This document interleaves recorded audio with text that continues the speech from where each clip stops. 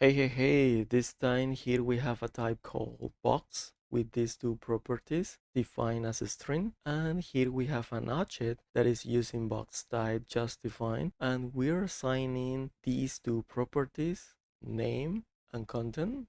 Let's say that we need another box like this, but this time we need that the content property here is going to be a number. So one of alternative that we can do is copy this type and create another type called, for example, number box. And of course, content property is going to be changed to a number. So then we're gonna be using this new type into a new object called, for example, number box. And this number box will be using number box, that is the new type that I just created before. And we put a number into the content property here, for example, 50. All of these objects created here might be a problem long term since your application is growing up, and you will be requiring much of this approach until the app will be on a maintainable state. For example, let's say that you need to create another type, but this time content property here is going to be a boolean.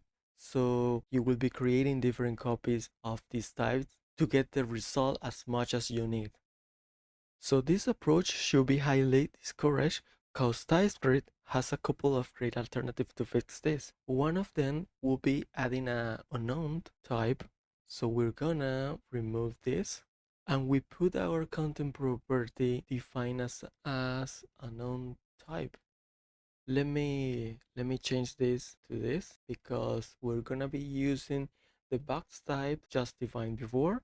And the only thing when we need to use content, in this case, for example, let's say that we have here string box content to uppercase. In order to use the to uppercase method, it's important to define that we need to wrap this into brackets and we have to use a type assertion because the unknown type cannot be used without a type assertion. So we have to do as string. So there you go. The same goes for the number. So we put number box here, and instead of this, we put number because the content property in the number box is a number. So instead of this to uppercase method, we can do multiply by 2, and there you go. We can do type assertion with an unknown type. The better way to do this would be with generic types, so we can pass a parameter here. Let me remove this. So box is expecting a parameter type t, and then we use this type t instead of this unknown type. Now we're getting an error here and here. So to fix this, we can pass a string here. We can pass a number here. And now we can get rid of this type assertion from here. And of course, there's no error when we use to uppercase here.